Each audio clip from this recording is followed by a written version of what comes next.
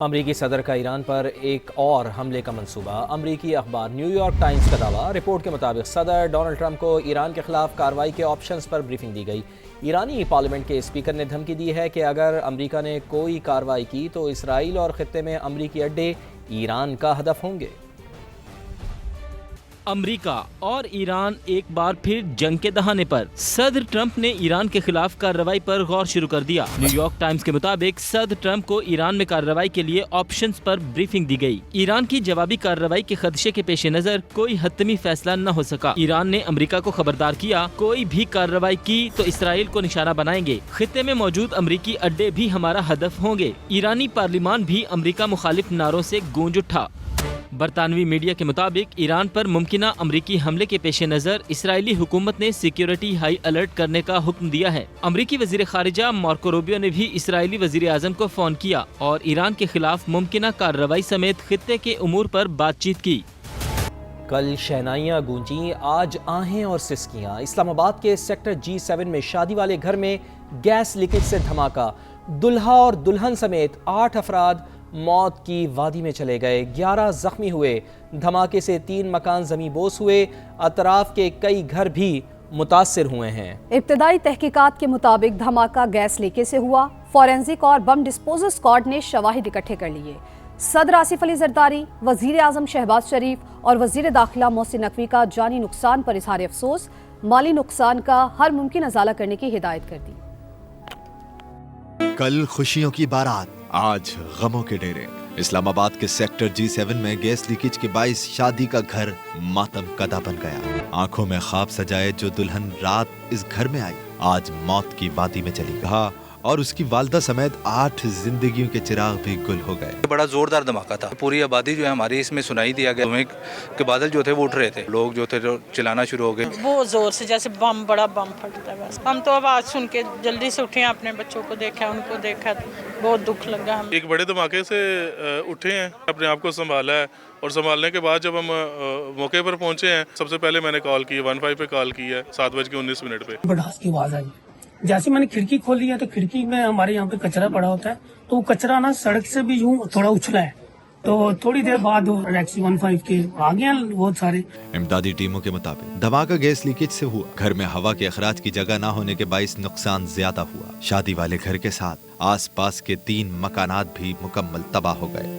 جس طرح کا پاورفل یہ انسیڈنٹ تھا، وہ اس طرح سے گیس لیکیج میں ہی ہوتا ہے، اور جس طرح کی یہ لوکیشن ہے وہاں پہ مطلب یہ ہے کہ گیس کی وینٹیلیشن کا کوئی ایسا نہیں تھا انتظام، کنجسٹڈ ایریا تھا۔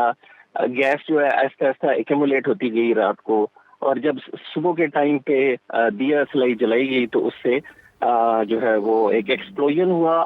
اسلام آباد کے چیف کمشنر نے جائے حادثہ کا دورہ کیا، متاثرین کو ہر ممکن امداد فراہم کرنے کا وعدہ کیا۔ یہ انفارچونیٹ انسیڈنٹ ہے، اس پوری کمیونٹی کے لیے جو بھی ہم کمپنسیشن دے سکتے ہیں وہ کم ہے۔ میں نے ان سے کہا ہے کہ جو باقی گھر رہ کے ان کو بھی چیک کر لیں، کہیں پہ اگر دراڑیں ہیں تو ہم بالکل الاؤ نہیں کریں گے وہاں پہ کوئی رہے، اگر ہمیں فل فور ان کو کہیں پہ شفٹ بھی کرنا پڑے تو اس کا پورا انتظام کریں گے۔ پم سے دلہا دلہن سمیت 3 افراد اور CD اسپتال سے دلہا کی والدہ اور ہمشیرہ کی میتیں گھر پہنچائی گئیں تو ہر آنکھ اشکبار تھی۔ مرنے والوں کی تدفین H8 قبرستان میں کر دی گئی۔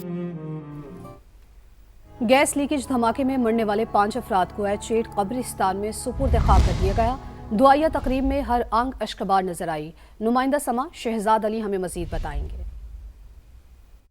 جی بالکل، میں اس وقت موجود ہوں G7 میں، اس مقام پر جہاں پر آج صبح جو ہے ایک اندوناک واقعہ پیش آیا۔ گیس لیکیج کے نتیجے میں اس محلے میں تقریباً 3 گھر جو ہیں وہ زمین بوس ہو گئے، جس کے نتیجے میں 8 افراد جان کی بازی ہار گئے، جبکہ 11 افراد اس وقت جو ہے وہ زخمی پمز اسپتال میں جو ہے وہ زیر علاج ہے۔ مرنے والے 5 افراد کی میتیں اب سے تھوڑی دیر قبل G7 میں اسی محلہ میں لائی گئی، جہاں پر ان کی دعائیہ تقریب اور آخری رسومات ادا کرنے کے بعد انہیں H8 قبرستان میں جو ہے وہ سپرد خاک کر دیا گیا۔ ایک میت جو ہے وہ آج دن میں ہی پمز ہاسپٹل سے جو ہے وہ راولپنڈی منتقل کر دی گئی تھی، جبکہ 2 میتیں اس وقت بھی جو ہے وہ پمز کی مورچری میں موجود ہیں۔ افسوسناک واقعے پر دلہا کے اہل خانہ غم سے نڈھال، رو رو کر برا حال۔ بہن اپنے بھائی اور بھابھی کو یاد کر کے روتی رہی، کہا رات خوشی خوشی بارات لائے تھے، پھوپھی پر بھی غم کے پہاڑ ٹوٹ پڑے، گھر کے سربراہ کی تو دنیا ہی اجڑ گئی۔ ایران میں ہنگامہ رائی باہر سے بھیجے گئے دہشت گردوں نے کی۔ امریکہ اور اسرائیل شرپسندوں کو ہدایات دیتے رہے۔ صدر مسعود پزشکیان نے بیرونی سازش بے نقاب کر دی، خبردار کیا کہ امن و امان خراب کرنے والوں سے سختی سے نمٹیں گے۔ ایران میں مہنگائی کے خلاف 2 ہفتے سے جاری مظاہروں میں 109 سیکیورٹی اہلکار اور 116 مظاہرین جاں بحق ہوئے۔ غیر ملکی دہشت گردوں نے عوامی احتجاج ہائی جیک کیا، امریکہ اور اسرائیل حملہ آوروں کو ہدایات دیتے رہے، ایرانی صدر مسعود پزشکیان نے سازش کا پردہ چاک کر دیا۔ ایرانی میڈیا کو انٹرویو میں صدر پزشکیان نے کہا احتجاج اور ہنگامہ آرائی میں فرق ہوتا ہے، شرپسندوں نے مساجد کو آگ لگائی، املاک کو نقصان پہنچایا، کسی کو امن و امان خراب کرنے کی اجازت نہیں دیں گے، لوگ اپنے بچوں کو فسادیوں میں شامل نہ ہونے دیں۔ ایک بار پھر تہران اور دیگر شہروں میں ہنگامے، مظاہرین نے درجنوں گاڑیاں جلا دی۔ ایرانی پولیس چیف نے خبردار کیا ہے کہ پرتشدد کارروائیوں میں ملوث افراد کے ساتھ سختی سے نمٹیں گے۔ امریکی صدر کا ایران پر ایک اور حملے کا منصوبہ، امریکی اخبار نیو یارک ٹائمز کا دعویٰ۔ رپورٹ کے مطابق صدر ڈونلڈ ٹرمپ کو ایران کے خلاف کارروائی کے آپشنز پر بریفنگ دی گئی۔ ایرانی پارلیمنٹ کے اسپیکر نے دھمکی دی ہے کہ اگر امریکہ نے کوئی کارروائی کی تو اسرائیل اور خطے میں امریکی اڈے ایران کا ہدف ہوں گے۔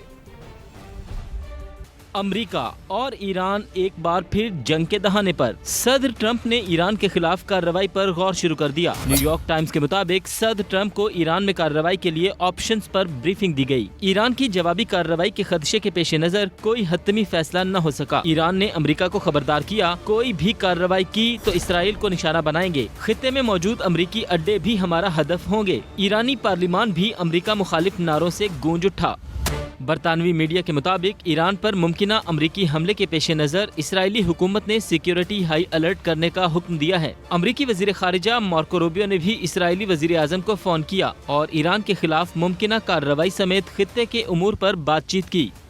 امریکی صدر ڈونلڈ ٹرمپ کا گرین لینڈ پر قبضے کا خواب، فوج کو منصوبہ تیار کرنے کا حکم دے دیا، جوائنٹ اسپیشل آپریشنز کمانڈ کو ہدایات جاری کر دی۔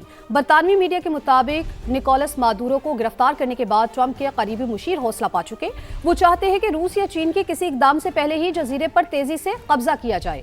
رپورٹ میں کہا گیا ہے کہ ٹرمپ کے اقدام سے نیٹو کے بکھرنے کا خدشہ پیدا ہو سکتا ہے۔ دوسری جانب ڈنمارک اور ناروے کے سفارتکاروں نے گرین لینڈ کے قریب روسی اور چینی بحری جہازوں کی موجودگی کے دعووں کی تردید کر دی۔ ہنگامہ آرائی پی ٹی آئی والوں کی عادت بن چکی ہے۔ آج کراچی کے باغ جناح کو بھی میدان جنگ بنا دیا، پولیس پر پتھراؤ کیا، میڈیا کے ساتھ بدتمیزی اور وینس کی توڑ پھوڑ کی۔ پولیس کی جوابی کارروائی میں متعدد افراد زیر حراست، گرو مندر کے قریب بھی پولیس سے جھڑپیں، شہر کے کئی علاقوں میں بدترین ٹریفک جام، شہری پریشان رہے۔ ہنگامہ آرائی اور توڑ پھوڑ، پی ٹی آئی نے روایت نہ بدلی، کراچی کے جناح باغ کو جنگ کا میدان بنا ڈالا۔ پہنچے تو تھے جلسے میں شرکت کے لیے، مگر پولیس پر چڑھ دوڑے، صحافیوں کو بھی تشدد کا نشانہ بنایا، نجی ٹی وی چینل کی گاڑیوں کو بھی نقصان پہنچایا۔ حالات کشیدہ ہونے پر پولیس نے دکھایا ایکشن، شیلنگ اور لاٹھی چارج شروع ہوا، متعدد شرپسندوں کو حراست میں لیا گیا جنہیں بعد میں چھوڑ دیا گیا۔ کارکنان نے سیکیورٹی کے لیے لگائی گئی رکاوٹیں بھی ہٹانے کی کوشش کی۔ گرو مندر کے قریب بھی مظاہرین اور پولیس میں جھڑپیں ہوتی رہیں، کئی علاقوں میں بدترین ٹریفک جام اور شہری پریشان رہے۔ کیمرہ ٹیم کے ساتھ شاہ نواز قادری، سما، کراچی۔